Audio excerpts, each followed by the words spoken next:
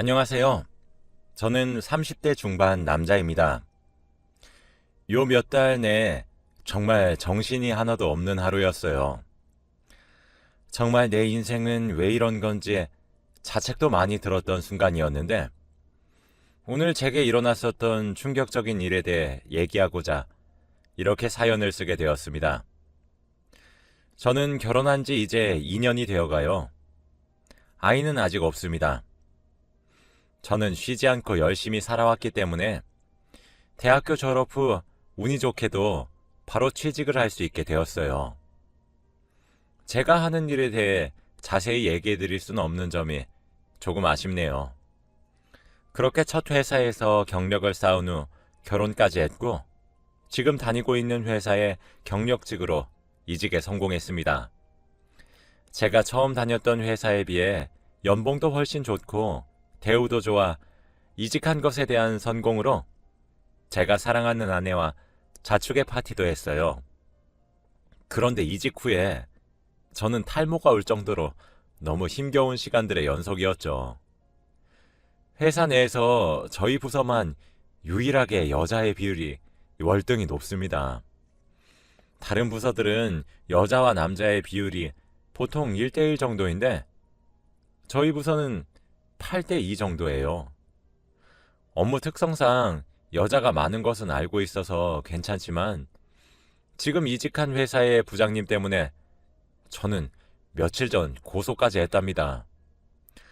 지금부터 그 일에 대해 말씀드릴게요. 처음에는 마냥 친절하시고 다정하신 분인 줄 알았습니다. 부장님께서는 40대 후반 여자분이신데 저랑 10살도 넘게 차이가 나세요. 결혼도 아직 하지 않은 걸로 알고 있습니다. 진짜 부장님 때문에 사람이 미치고 팔짝 뛰어버릴 것 같더라고요. 지금은 이직한 지 이제 1년 정도 되었습니다. 제가 처음 인수인계를 받았을 때 제게 인수인계를 해주셨던 분은 남자분이셨는데 회사를 떠나가시며 저보고 부장님을 조심하라고 하더라고요. 인수인계 첫날부터 상사의 험담을 듣는 것 같아 조금 불편한 감정이 들었었는데 그날 저녁 저희 환영회에서 전 그 말 뜻이 무엇인지 아주 뼈저리게 알게 되었습니다. 부장님은 저를 다른 팀원들에게 소개해 주셨어요. 새로운 사람이 들어왔으니 잘 지내보자고 하면서요. 호탕하게 웃으시면서 말이죠. 저도 안녕하십니까 하며 인사를 했죠. 부장님은 다들 술잔을 들고 파도 타기를 하자고 하셨어요. 저부터 시작해서 시계 방향으로 진행하기로 했고 마지막 사람은 저희 부장님이셨죠. 다들 웃으면서 마셨습니다. 그때쯤 분위기도 무르익었거든요. 그런데 마지막 부장님이 마시고 나서는 갑자기 제게 안주를 달라고 하시더라고요. 저는 어떤 걸 드려야 하나 고민했었었는데 갑자기 제게 두툼한 입술을 쭉 내미시더군요. 네, 맞아요. 부장님이 말씀하신 안주는 제 입술이었습니다. 주위 다른 여직원들은 눈살을 찌푸리시는 분들도 물론 계셨지만 아무래도 부장님이시다 보니 다들 웃으면서 박수를 치면서 상황을 덮으시더라고요. 정말 그날 느꼈던 모멸감은 말로 표현이 되지 않습니다.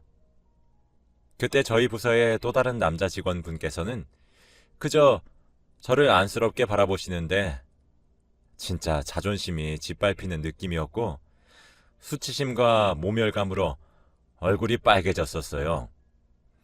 근데 그런 저보고 부장님은 왜 이렇게 쑥스러워해? 마누라랑 뽀뽀도 안 해? 라고 하시며 깔깔거리며 웃으셨죠. 그날부터 시작되었습니다. 분명 제가 결혼을 하고 가정을 꾸린 것을 아시면서도 제게 자꾸 그런 스킨십과 난감한 연락을 하시더군요. 하루는 저희 부서 바로 앞에 정수기가 있습니다. 물통을 꽂는 정수기요. 그런데 그 물통이 되게 무겁고 들기가 힘들어. 여자들은 힘이 약해. 그런 것은 보통 남직원들에게 시키잖아요.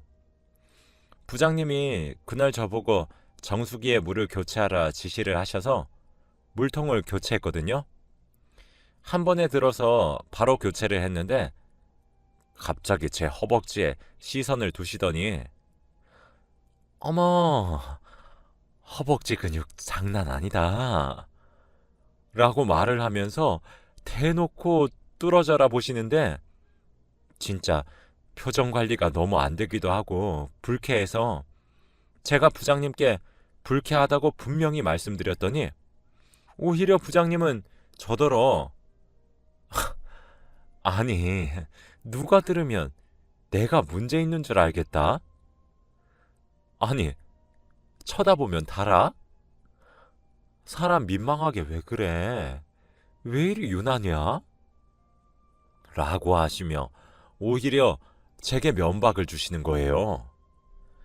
진짜 기도 안 차서 그뿐만이 아닙니다. 제가 운동하는 것이 취미인 사람이라서 출근 전 새벽에 항상 헬스장에 가서 운동을 하고 출근을 하는데 점심을 먹다가 제가 아침마다 운동을 하고 있다는 사실을 말하게 된 적이 있었어요. 그런데 그날 오후에 갑자기 제 엉덩이를 툭 건드리시는 겁니다. 부장님이 그러시면서 제게 아니 형우 씨 나중에 나 운동 좀 가르쳐 줘봐. 어쩜 이렇게 근육이 탄탄해? 라고 하면서 감탄을 하시는데 진짜 그만 좀 하시라고 소리 지르면서 화를 내고 싶었지만 상급자라 차마 그럴 수도 없고 사람이 미쳐버리는 것 같았어요. 또 부장님은 제 앞에서 온갖 민간에 떠도는 속설을 말씀하시면서 은근한 웃음을 흘리거나 다른 사람들 앞이든 뒤든 상황을 가리지도 않으시며 정말일까? 너무 궁금하네? 라고 하시며 깔깔 웃으시며 분위기를 싸하게도 만드셨습니다. 그래도 이런 행동들은 차라리 참을 수가 있었어요. 잠시 불쾌하면 되는 문제니까요. 근데 개인적이고 사적인 이유로 자꾸 제게 연락을 하기 시작하셨습니다. 저는 결혼을 했는데도 불구하고 말이죠. 그리고 제가 남자가 돼가지고 아내에게 이런 일에 대해서 말을 할 수 있었겠습니까?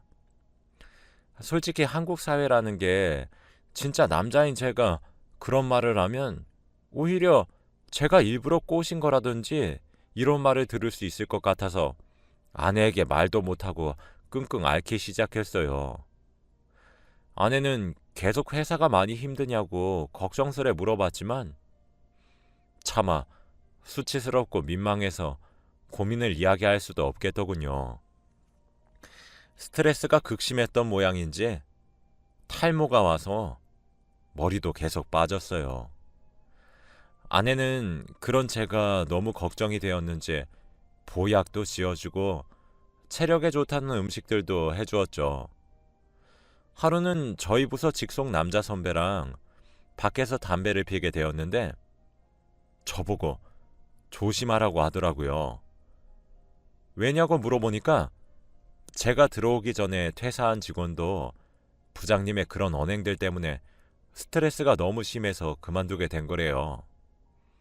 선배는 아니 형우 씨가 잘생기기도 했고 몸도 좋고 그러니까 이번엔 부장님도 좀 도가 지나치게 하시는 것 같기도 해. 아니 우리 부장 결혼도 못했잖아. 눈만 높고 그래서 지금도 연예인 함소원처럼 18살 어린 연하 만나고 싶다고 난리야. 형우 씨 진짜 몸 조심해. 저 부장 늙은 여우가 껄떡거린 게 어디 형우 씨 하나인 줄 알아? 형우 씨 오기 전에 마음고생이 장난 아니었어. 이게 우리 직업상 남자가 꼭 필요해서 남직원은 뽑아야 되는데 올 때마다 전화리니. 나도 5년 전에 지금 형호 씨 취급 당한 적이 있었어. 근데 진짜 어휴, 내가 알아. 형호 씨 힘든 거 다 알아. 많이 힘들고 지치면 나한테 꼭 말하고. 알았지? 내가 힘 닿는 데까지 꼭 도와줄게. 라며 담배를 피며 말씀하셨죠. 그러다 제 생일이 되었어요. 전 아내와 집에서 조촐하게 둘이서 축하 파티를 하려고 했는데 부장님이 퇴근 직전에 제게 일거리를 몰아서 주시는 겁니다. 딱히 급하지도 않은 내용들이라 내일 하겠다고 했더니 당장 다 끝내고 가라고 또 히스테리를 부리시는데 진짜 막대기 하나 있으면 내려치고 싶었어요. 저는 알겠습니다 라고 대답하고 아내에게 늦을 것 같다고 연락을 한 후 이렇게 된 김에 그냥 빨리 끝내고 집으로 가야겠다 생각하면서 일에 집중을 했어요. 그런데 누군가 저를 끈적거리는 듯한 손길로 만지는데 바로 부장님이셨습니다. 다른 팀원들은 다 퇴근하고 저희 부서엔 부장님과 저 단 둘만 남아 있었는데 정말 그날은 차마 입에 담기조차 더럽네요. 결국 전 살면서 가장 최악의 생일을 보내야 했습니다. 어떻게 회사를 빠져나와서 집으로 돌아가서 아내와 생일을 맞이하려고 했는데 문득 눈물이 줄줄 났어요. 도저히 아내에게 늘상 그랬듯이 아무런 일도 없었던 척을 못하겠더라고요. 그래서 저희 동네에 있는 작은 술집에서 혼자 술을 마셨습니다. 연거푸 술을 마시고 인사불성이 돼서 집으로 돌아갔죠. 그런 저를 보고 제 천사 같은 아내는 화 한 번 내지 않고 많이 힘드냐고 먼저 물어봐 주는 겁니다. 제 생일이라고 한상 가득 차려놓은 걸 같이 먹어주지 못하고 밖에서 술에 취해 돌아온 저 같은 남편한테도 말이에요. 그때 뭐가 팍 하고 터지는 느낌이 들더라고요. 뭔가 이때까지 꾹꾹 눌러왔었던 모든 서름과 억울함 이런 것들이 한 번에 팡 하고 터졌죠. 술에 취해 제대로 발음조차 하지 못하는 제 말을 아내는 묵묵히 들어줬습니다. 저는 결국 제게 일어났었던 일련의 모든 상황들을 아내에게 말을 했고 휴대폰을 보여주며 제게 어떤 사적인 연락이 오는지 내가 하지 말라고 의사표현을 얼마나 했는지 이런 모습을 아내에게 들키고 싶지 않아 말을 하지 못했다는 사실까지 전부 다 말을 했어요. 아내는 제 말을 단 한 번도 끊지 않고 묵묵히 다 들어주고는 제게 왜 미리 말을 하지 않았냐고 많이 힘들지 않았냐고 저를 꼭 안아주는데 서름이 북받쳐 오르더군요. 제 아내는 제가 생각했었던 것보다 더 멋진 여자였어요.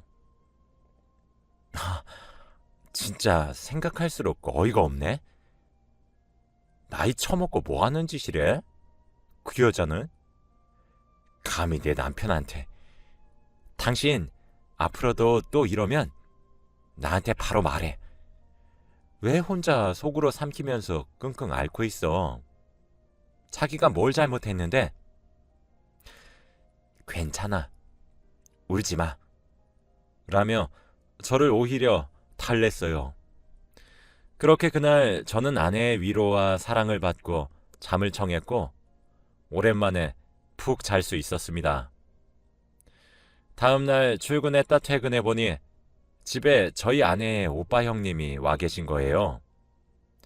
형님은 대형 로펌의 변호사시거든요.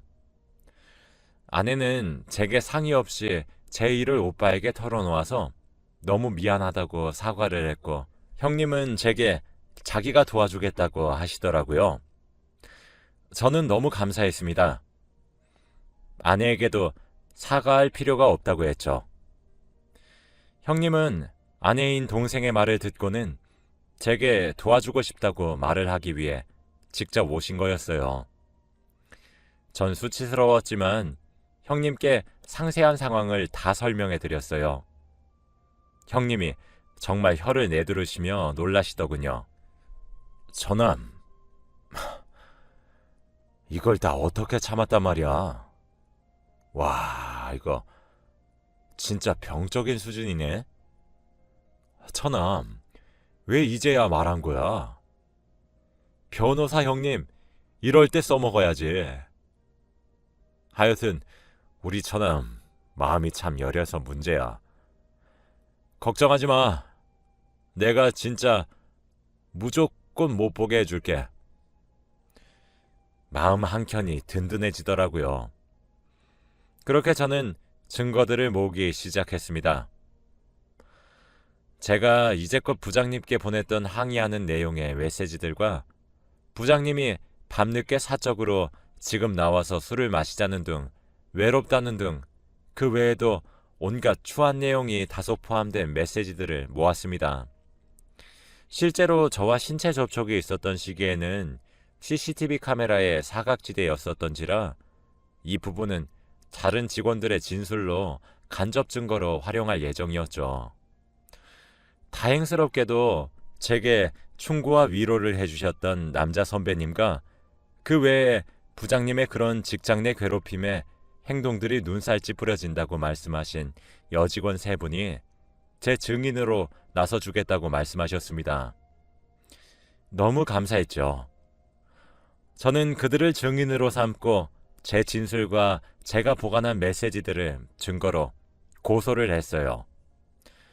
정말 어이가 없었던 부분은 부장님의 변명이 참 말 같지도 않았다는 점입니다.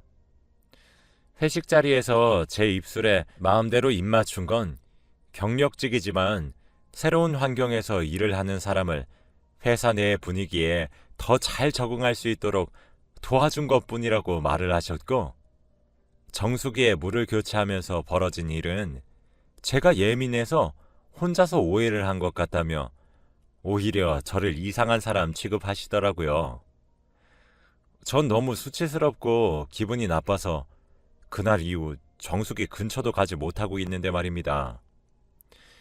제게 다른 감정적인 의도는 전혀 없었고, 부장님은 부하 직원의 모습이 너무 기특해서 칭찬했던 건데 너무 예민하게 받아들이는 것 아니냐며 오히려 적반하장의 태도로 나오시는데 진짜 말문이 턱하고 막혔습니다. 그러면서 자기가 그렇게 나쁜 사람이냐고, 그렇게 우기고 싶으면 증거를 가져오라고 화를 내시는데 진짜 억울해서 눈물이 다 났죠. 회사에서도 부장님의 태도가 워낙 뻔뻔하게 나오시니 제가 일부러 일을 크게 만든 것 아니냐는 말도 나오더라고요. 어찌나 억울하던지 그때 절 도와주신 남자 선배와 여직원 3분이서 회사 내에 도는 소문을 막아주셨습니다. 처음엔 주위에서 저희 5명을 안타깝게 쳐다보는 것 같았어요. 아무래도 부장이라는 위치는 쉽게 자를 수 있는 위치가 아니긴 하니까요. 하지만 부장님은 직장 내 성희롱 괴롭힘에 죄가 성립이 되어 저희 회사 4개에 따라 징계 해고 처분이 되셨습니다. 회사 측에서 미리 알지 못해서 미안했고, 아무래도 제 앞에 있던 직원들은 저처럼 고소를 감행하지 않아서 회사 측에선 모를 수밖에 없었다는 태도를 취했죠. 저희가 유리하게 재판에서 이기게 된 이유는 제가 인수인계 해주셨던 분께 남자 선배가 연락을 해주셨어요. 형우가 이런 일을 당해 이런 상황에 처했는데 도와달라는 식의 연락을 취하셨죠. 다행히도 그분도 저와 비슷한 일을 겪으셔서 증거를 다량 보유하고 계셨고, 부장님과의 대화 내용 또한 보유하고 계셔서 저와 함께 고소를 진행하였습니다. 저희 형님을 통해서요. 피해자가 단 한 명인 일도 아니었기 때문에 어렵지만 징계를 받으실 수 있었던 거였습니다.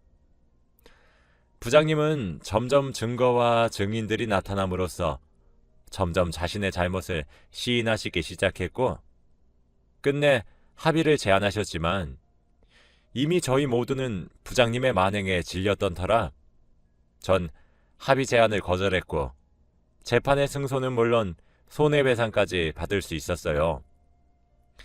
지금 글을 쓰는 오늘이 딱 그 모든 일이 끝난 지 2달이 되는 날입니다.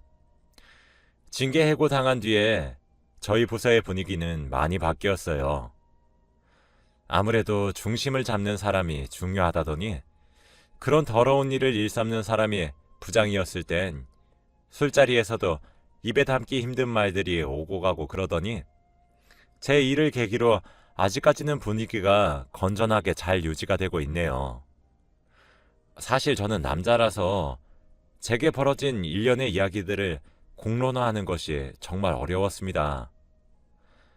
아무래도 자존심 문제도 있고 남자라서 의연하게 넘어갈 수 있다는 사회적 인식 때문이었어요. 회사 측에서도 빠르게 대처해주지 않아 미안하다는 사과도 받았고 그 이후로도 회사 전체의 공문으로 직장 내 괴롭힘 등에 대한 교육을 또한 열심히 하고 있습니다. 저희 부서에서도 제게 늦게나마 부장님의 언행에 동조했었던 사실이 미안하시다며 사과를 건네시는 분들도 있어요. 대부분은 제 입장을 이해해 주시고 있어 한결 마음이 편한 상태입니다. 지금까지 다녔던 기간에 비해 2달은 턱없이 부족한데도 불구하고 제가 다녔던 기간 중 가장 행복하고 편안한 회사 생활이었습니다. 여러분들도 만약 회사에서 부당한 대우를 받는다면 용기를 내세요. 사실 저도 사회에 대한 인식과 제가 공론화하는 것이 두려워서 글에 적진 않았지만 많은 기간을 망설였습니다. 하지만 요즘엔 법이 잘 되어 있어서 2차 피해는 물론 오히려 이 일을 공론화시켰다는 이유로 부당한 대우를 받는다면 그것 또한 처벌할 수 있다고 하더라고요. 물론 전 거기에 해당되지 않지만요. 저도 저희 형님이 아니었더라면 용기를 내지 못했을 것 같아요.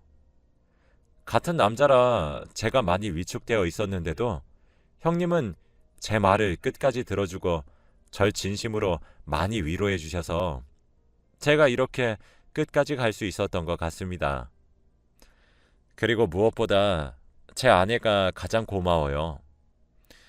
아내에게 고백하기까지 정말 많은 고민을 했고 자존감이 바닥에 붙어 있었는데 아내는 이 모든 것들을 포용해주고 저를 믿어주고 의지해 주었습니다. 제가 왜 아내가 저를 비난하거나 의심할 거란 상상을 했었는지 스스로도 이해가 되질 않네요. 아내는 그 이후로도 제게 여전히 사랑한다고 표현해주고 제가 얼마나 좋은지 자세하게 말을 해주는데 낯간지럽지만 싫진 않은 기분입니다. 제게 은인 같은 아내와 형님, 이 남매 덕분에 제 인생이 한결 더 편해진 것 같아서 요즘에 들어서야 살맛이 좀 나요. 여러분들도 만일 부당한 대우를 당하면 참지 마시길 바랍니다. 저도 참다가 병이 크게 났었거든요. 꼭 모든 부분을 대비하고 법적으로 준비해서 스스로의 권리를 다 찾아오시길 바래요. 물론 그 전에 그런 일들이 없길 바라지만요. 제 이야기를 들어주셔서 정말 감사드리고 오늘도 행복하시기를 바라며 글을 마칩니다.